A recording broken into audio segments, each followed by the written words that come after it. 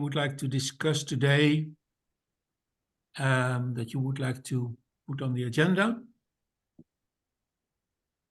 Please turn on your camera or your microphone. You can also, let's say, put it in the chat if you like. Okay. So now let's move on.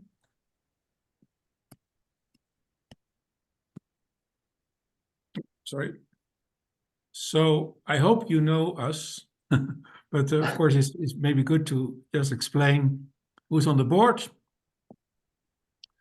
So we are with 5, and we have been with a group that is a mixture of people that have started and have been on the board for a longer period of time. Actually, from the start, I think Jos, you are from the start, right? And Urs. And Urs, yes. Yeah, me too. And Alison, of course, yeah. Alison also, yeah.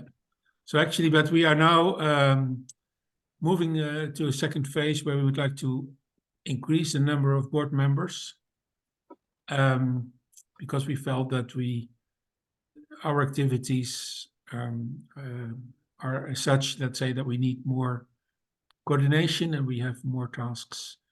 Also, we'd like to split, let's say, between board membership and the working group chair leadership, because that's 2, let's say, busy jobs that are difficult to combine. And for that, we have, as you have seen, we have announced elections. I hope that you will take the opportunity to use an opportunity to elect a new board members. Anyway, it's maybe good to know that Jos, Alison, and Urs are also on the call. And that's also an invitation to them if they want to, let's say, contribute from the side of the board, please don't hesitate. And this was just a reminder that I think the end date is set at, I think, the first week of February, if I'm right. I don't know if Sarah's still online. But anyway, you have received all an invitation. If you have not received this invitation for voting on the elections, please contact Sarah. And then next point is where I would like to give the floor. Paul, just to let you know that the votes are open till the 5th of February. Ah, okay. Thanks, Alison. So you have 1 week more until the 5th of February to cast your votes. Now we'll move to some updates from working groups, and I think, Urs, you will kick off. Yeah, thank you, Paul. Pleasure to present quickly the exposure models working group. That was one of the first working groups we established in ISIS Europe already a couple of years ago. I'm sure you are all aware that we were involved in the exposure science strategy for Europe discussion, and we had a contribution to that strategy, meaning we had a publication, a longer one, that included, a lot of points that we think would be necessary and valuable for the further development of exposure modeling in Europe. We had 4 main strategic issues in that strategy, and that was model evaluation, standardization for modeling, training for exposure modeling, and funding for exposure science. We have within our working group, which actually consists of about 50 colleagues from all over Europe, subgroups established to follow up with these different strategic issues. So we have a subgroup dealing with model evaluation. Dorothea Koppisch is head or chair of this subgroup. We have a subgroup that is dealing with standardization for modeling, and that is chaired by Gerald Bachler. Both of them are present here. I think I saw them on the list.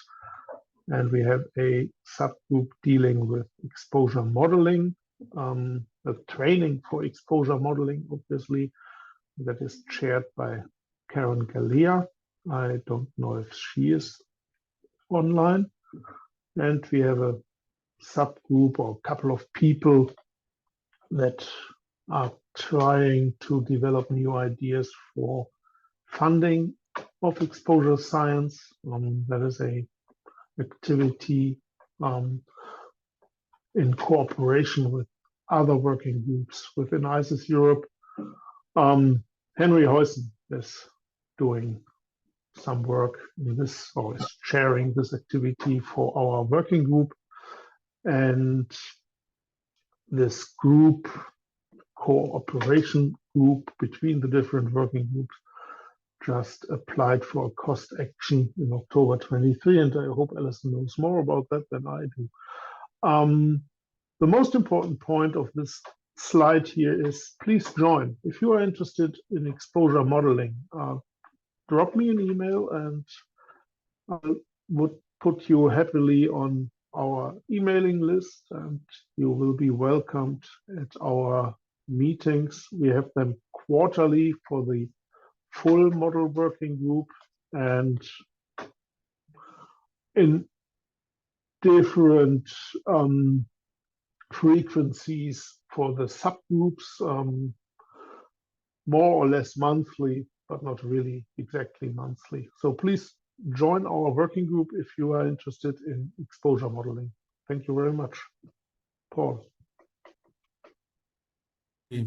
Thank you, Horst. Now we move on to the next. Try to move the slide, but someone's stuck. Yes, it's now Alison. Please go ahead, Alison. Thank you, Paul. So much like Urs, I chair the working group for the education, training, communication. This group was established at the start of the original working groups. And we have short and long-term goals to try and establish like learning programs and teaching programs in relation to exposure science, and to try and define career pathways for graduates. So this would mean recognition for exposure scientists and trying to develop curriculums for exposure science. So we have short, medium, long-term goals. So I'm just going to give you an overview of some of the subgroups that we're currently working on. So we have an exposure science terminology subgroup within our working group. The exposure science terminology is about trying to harmonize the terminology we use across exposure science. So because of different uses across different disciplines, sometimes the interpretation is not exactly as intended. So we initiated this subgroup and we have published, along with the strategy, the first list of harmonized terminology for exposure science. We are currently in the process of writing a second publication with another list towards what we'd like to develop is a glossary of harmonized terminology. And the glossary that today is actually available on IECS Europe as well. So as well as in the publication. So we are continuing work on that, and we hope to continue doing different iterations of that and trying to build a glossary database. So the next subgroup that we are working on is developing educational programs. So we, again, some of our shorter term goals were to write our first strategy paper. Within the strategy paper, we developed harmonized learning outcomes across different educational level courses under skills, knowledge, and competency. So that has been published. And we want to build on that by trying to develop learning materials. And eventually we would hope to develop an exposure science curriculum that could be adopted by higher education institutions. And this, of course, involves, trying to develop the fundamentals of education and also trying to develop it in a more advanced course, like a master's course. And as part of trying to develop our recognition of the exposure scientist, we have also got a subgroup that are looking at potentially the certification and accreditation of exposure science courses and exposure scientists. So Gerald, who is on the call here, is leading this initiative with another small subgroup. And what we are developing at the moment is trying to develop an outline of what would be required to apply to be an exposure scientist, the requirements, the portfolio, and the learning materials. So this has been done in conjunction with the educational programs and the learning material development. So we have really quite diverse work being conducted throughout the working group. And as Aura's alluded to, the education group led an initiative for funding for exposure scientists, or exposure science even, in the application of a cost action last year in October. So, I mean, we had something like 28 groups involved with this. So it will be trying to fund different activities that are done across the working groups, including the modeling, human biomonitoring, and the education. So we hope to hear the outcome of this by early April. And again, like Aura said, we always welcome new individuals to our groups. And if there's a certain subgroup or initiative that you'd like to lead that would fall under education, training, communication, please just drop me an email. Thank you, Alison. Let's now move on to the working group on human biomonitoring. There will be Marianne who will be explaining here. Yes. Hi. Can you hear me? Hi. Yes, loud and clear. Oh, okay, wonderful. That's good. Sorry for not having camera on. I have problem with my audio, so I'm connecting with my phone. So I'm chairing the human biomonitoring working group, as explained with Urs and Alison. This working group is also established at the start. At HBM working group, our mission is to support generation of high quality HBM data and metadata, and also to enhance their use and acceptance both in environmental and occupational health policy domains, as well as in industry and regulatory risk assessment processes. So we have recently published the HBM strategy paper, which is actually feeding the exposure science strategy in general. And we reflected this mission in our strategy paper and outlined 6 strategic objectives. And also based on the activity that we foreseen, we have formed 5 subgroups that address different aspects to ensure the success and implementation of the strategy paper. We have subgroups in enhancing regulatory oversight, utilizing HBM for informed decision-making in this subgroup that is led by Tina Santonen. We try to emphasize the role of human biomonitoring regulatory risk assessment process and, as mentioned, enhance the use of this data in their processes. And in the occupational biomonitoring, we address different issues regarding the use of human biomonitoring in practice. That what do we need to take into account to ensure that research organization and also industry can use the biomonitoring to its full potential. We have a sub-working group working on communication that we want to address different aspects that is for communication of HBM data and interpretation of the data.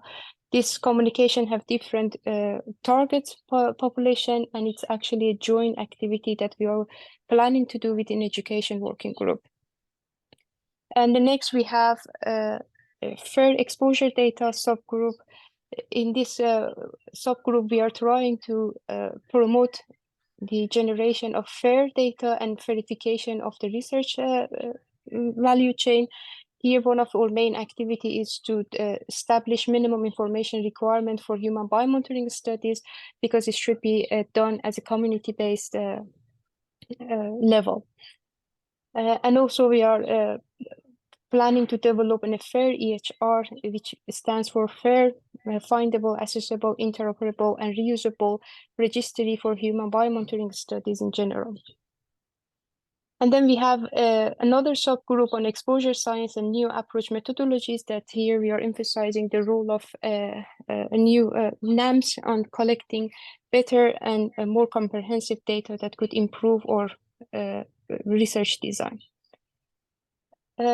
Beside this, we are working on completing our strategy paper with defining a roadmap, which will be more detailed. And to do so, we are also collaborating with the different projects like PARC to make sure that we cover all the aspects and we do not have overlap with the other activities. Recently, we also launched and they will establish an HBM strategy at the Asian chapter, which will help us to actually broaden our network and connection. And we have other joint activity. For example, our working group also contribute to the terminology subgroup in the education working group to make sure that also we cover harmonized terminology for human biomonitoring. What the primary function of this working group is to create a network of multidisciplinary experts. So I also invite you to join this working group and be part of our ambitions. Thank you. Thank you, Mariam. Nice to hear that you connect to the Asian chapter. That's very useful, I think, to have this crossover to other chapters. Now I stop sharing my screen and to give you the floor, the attendants of the meeting, to ask any questions to any members of the working groups.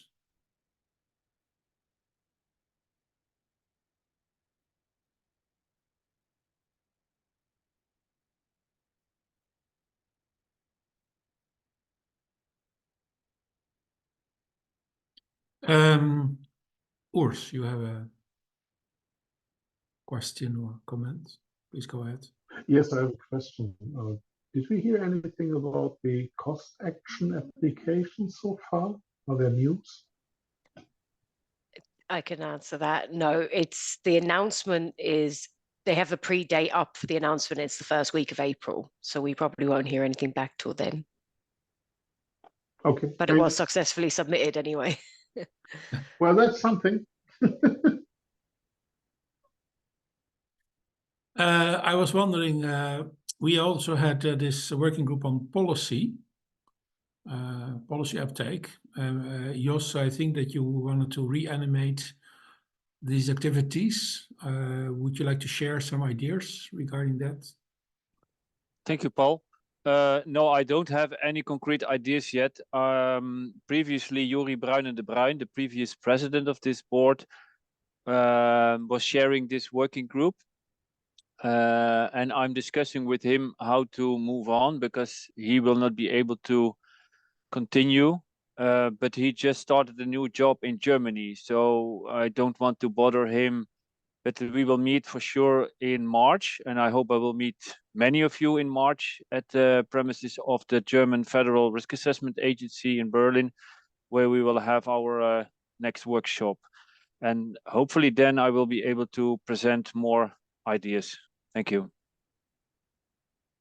Yes, thank you, Jos. Alison. Urs was up before me. I'll let him go first. Oh, Urs. Sorry. Yes, thank you.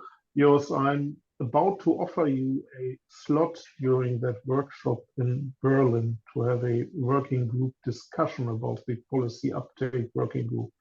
So if you want and see a chance to do so, it's already kind of implemented in the program, but I'll send you an email. I didn't do that yet. I just didn't manage to do it so far, but you'll get it later this week.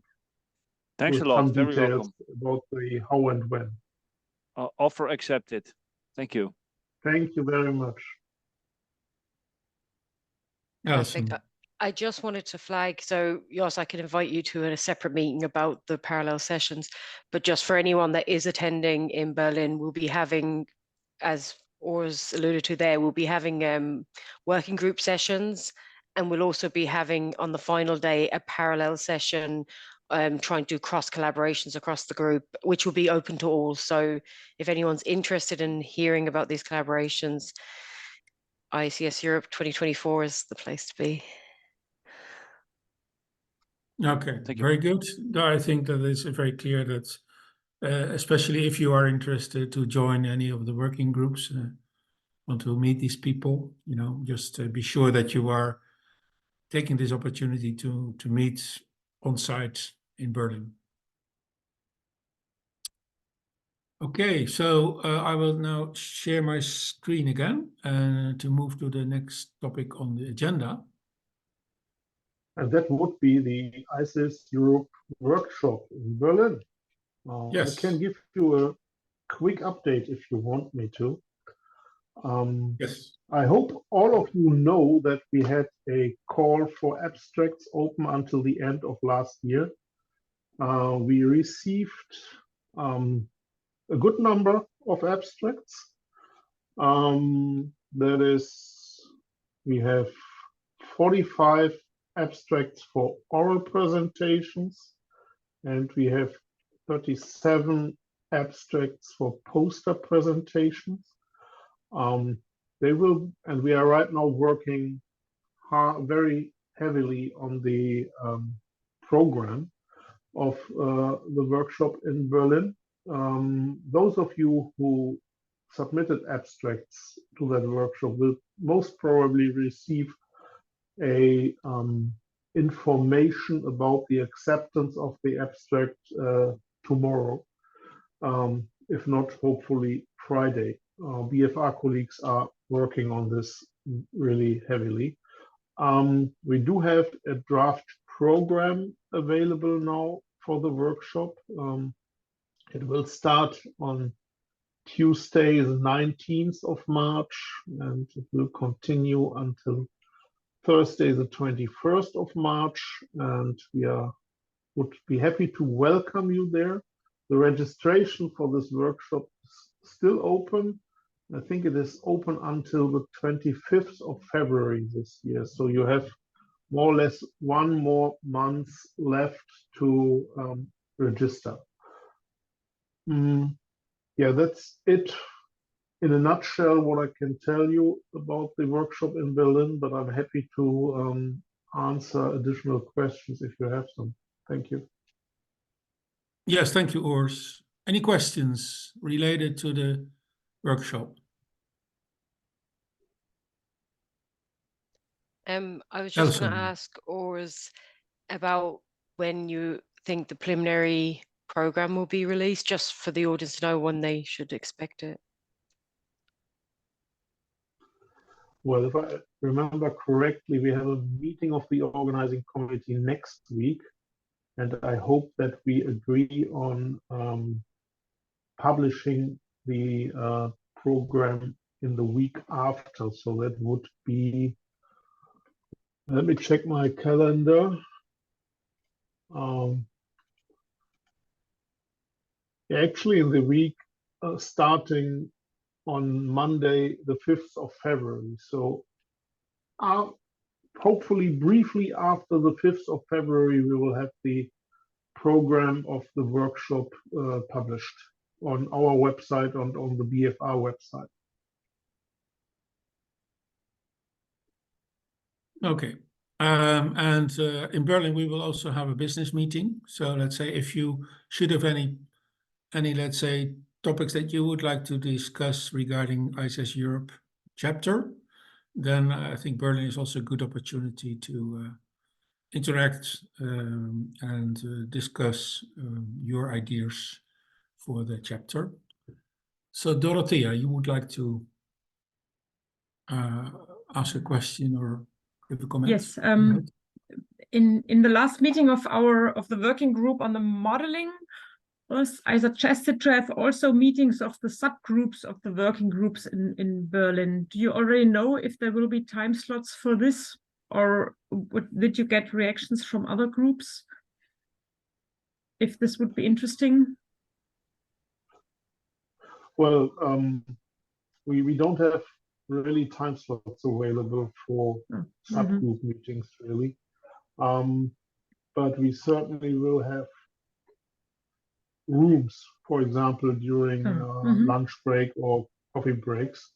And I think we will have to do this like as a self-organization if we want to meet as subgroups. Should be possible, but we unfortunately don't have really slots in the program for that. Okay, thank you for the information. Any more questions about the workshop? Just on Dorothea's point, I guess if it's a cross collaboration, we could potentially touch on the subject on the Thursday in the group parallel session. So that might meet some of the subgroups' needs. Okay, thanks, Alison. Okay, now let's move on to the next topic. That will be the bylaws. With the announcement of this meeting, you have received the bylaws proposal, the draft proposal. Our plan is to discuss it today, have your feedback and ideas, and the plan is then to finalize the bylaws in Berlin during the business meeting.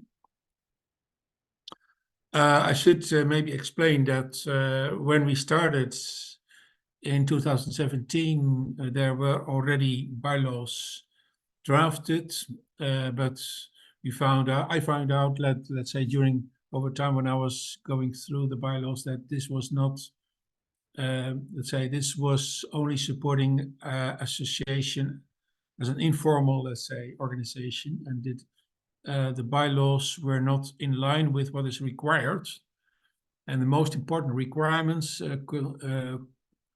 for bylaws relate to specific bank rules regarding prevention of money laundering and counterterrorism. That's a very strict, let's say, new rules that banks have to follow. So we have a bank account at the moment, but actually, let's say, they could ask us to present bylaws that have an official status. So we thought it would be a good idea to draw up a new proposal for that.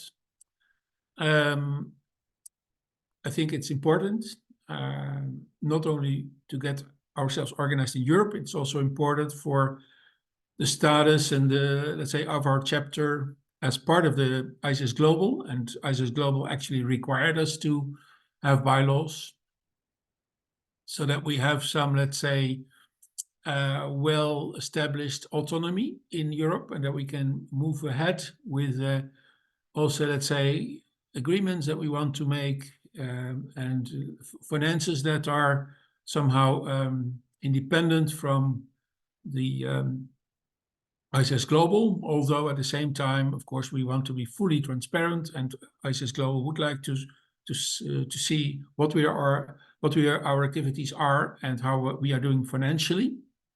Actually, I should mention, and I should also thank the ISIS Global that they financially supported, let's say, the expenses for a notary lawyer to prepare the bylaws.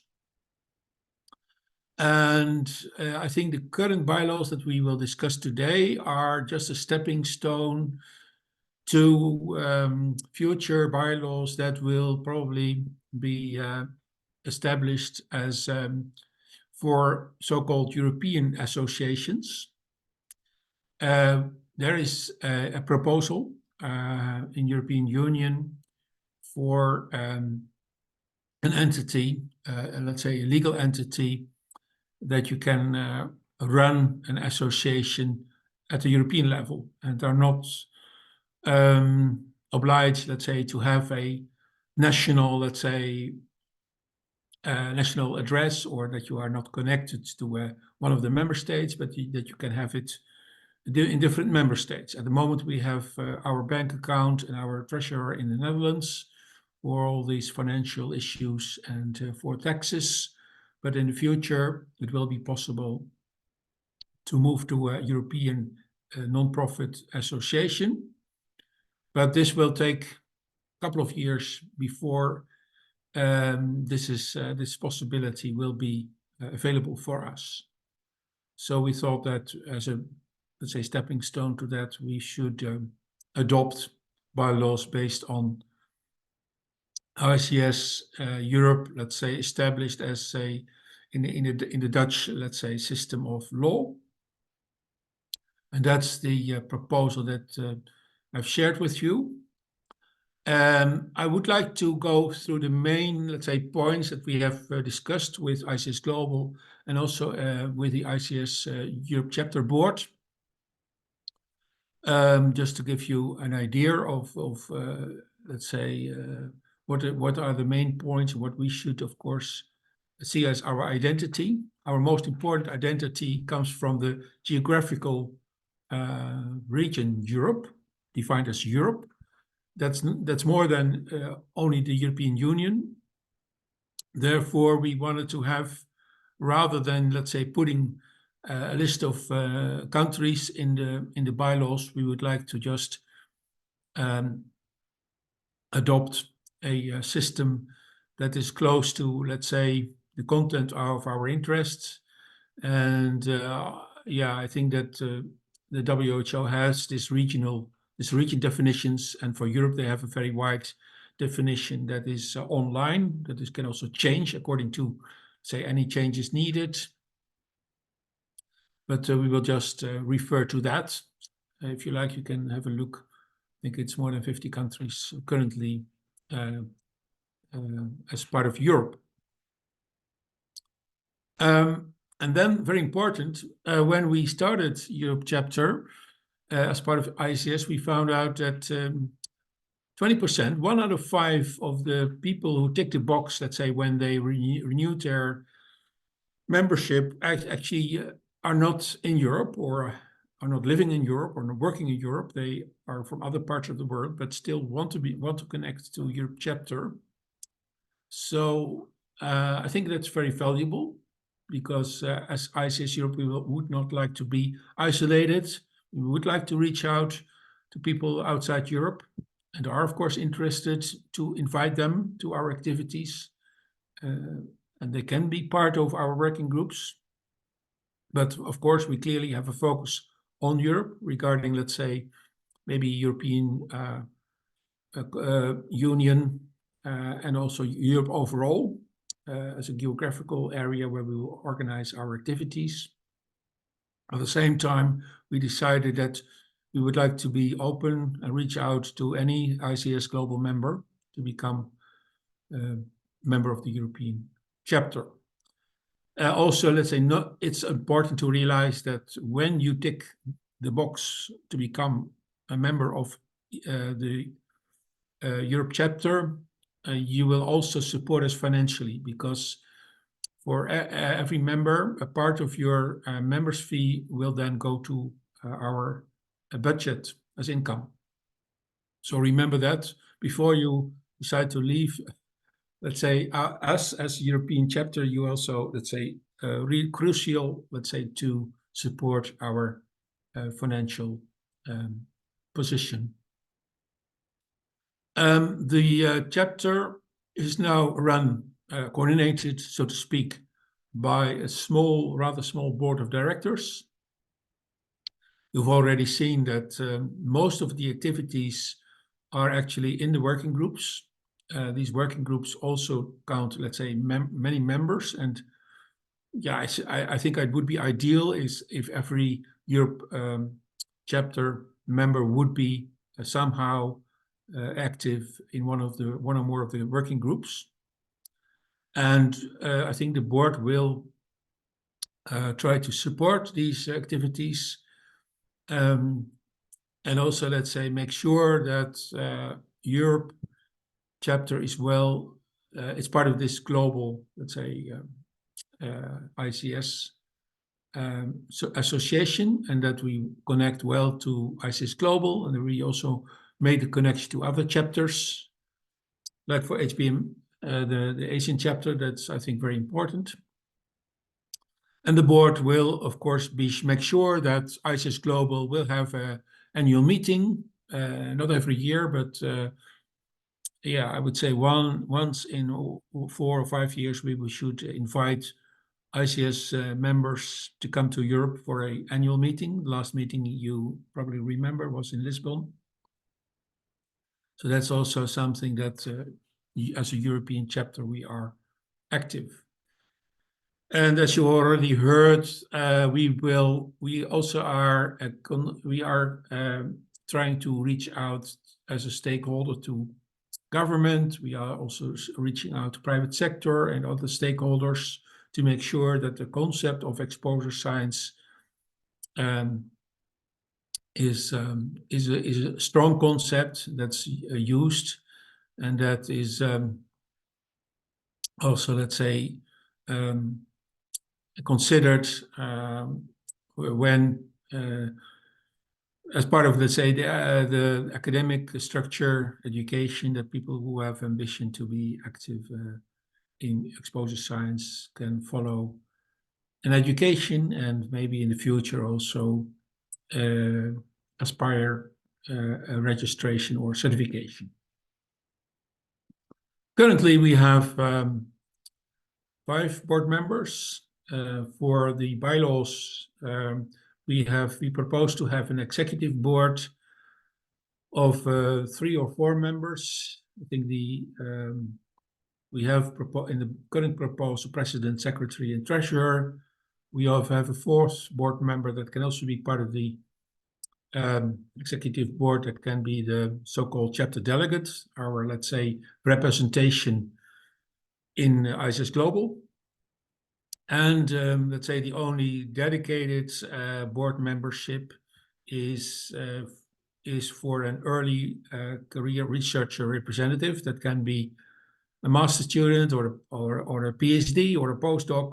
That should be a young person that we would like to have in the board, to make sure that we have good connection to people who are starting their professional career.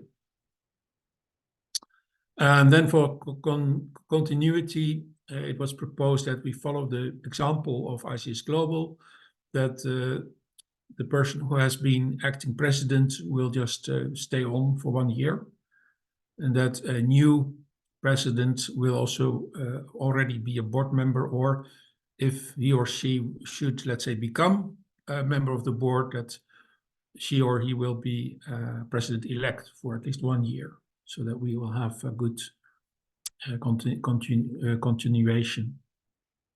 And then we also decided that we would like to offer terms of 2 years for every board member, and that also here we would like to make it possible to extend a board membership by a second term of 2 years, or even by a third term. So a total, let's say, board membership could be maximum 6 years, but every 2 years you would have to be re-elected. And currently we are in, let's say, a situation of transition. So actually we did not have elections so far, but now we would like to follow the good example of ICS Global, that we have regular elections and that we renew the board over time, and that we try to grow from 5 to 8 board members. So maybe it would be good to just discuss. I hope that you had the opportunity to read the bylaws proposal. And I would like to open the floor for questions or discussion. So let me know.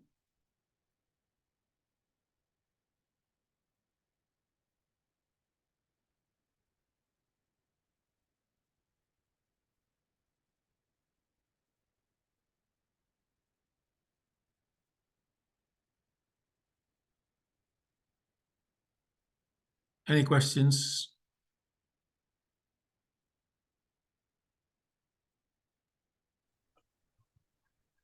Seems not to Yeah. be the case. Everything seems to be clear. Yes, of course. I also realize that it's kind of difficult text to read. It's rather, let's say, the legal language is not my favorite language. But I think it's very important that we let's say, provide this information at an early stage, that you have time. If not for this meeting, you'll have maybe time to read it before you go to Berlin. But it's really important that we have agreement about how we organize ourselves, and that at some point, and I hope that Berlin will be the final, let's say, decision of the membership represented at the Berlin business meeting to formalize this. The link to the bylaws is in the chat as well for anyone that wants to click on it. Yeah, so let's say I did not want to go through all the pages, page by page, but I thought that just giving the highlights. The text is pretty standard, but let's say official language, and of course all the let's say the long text makes it a bit difficult to briefly glance over. But anyway, if you've should have questions right now, just open your microphone. If not, please take the time to carefully read them and let me know by mail. Maybe also I'm open, of course, to answer any questions. But I want to make sure that everyone is aware of this step, and that we have, with the board, we have taken our time, I think more than a year, to discuss how we want the bylaws arranged. But I think that would be a good first, let's say, version. Hopefully we will have the opportunity to move to a so-called European non-profit association, but we'll have to wait and see when this will be possible. But I think that the board is supporting to make this step when it is possible.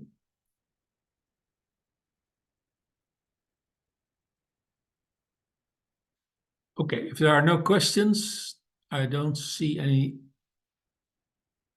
response in the chat. So I think that we can just move on. And let me just check.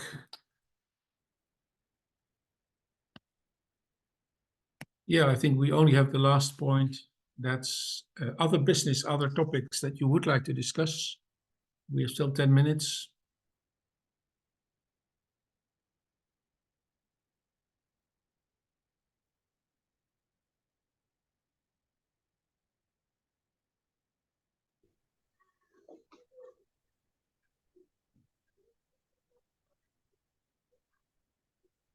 Are there any further questions or topics that you would like to raise?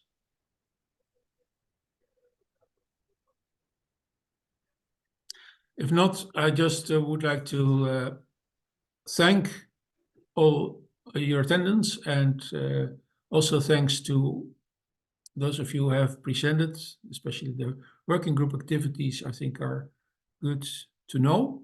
And just be sure that if you would like to become active, that you contact the working group chairs. Alison, you had a... Sorry, I just wanted to mention as well that there is another working group on data analytics, and that's going to be part of the ICS Europe 2024 workshop. So if someone's interested in that side of things as well, to let us know. Okay, thanks. So I would like to finalize, thanking also the presenters of the working group activities, Urs, Alison, and Marion. And I hope to see you in Berlin. All the best. See you around. Thank you. Bye-bye. Don't forget to vote. Don't forget to vote for the elections. Yes. Okay. And Bye-bye. see you in Berlin. See you. Bye-bye. Bye.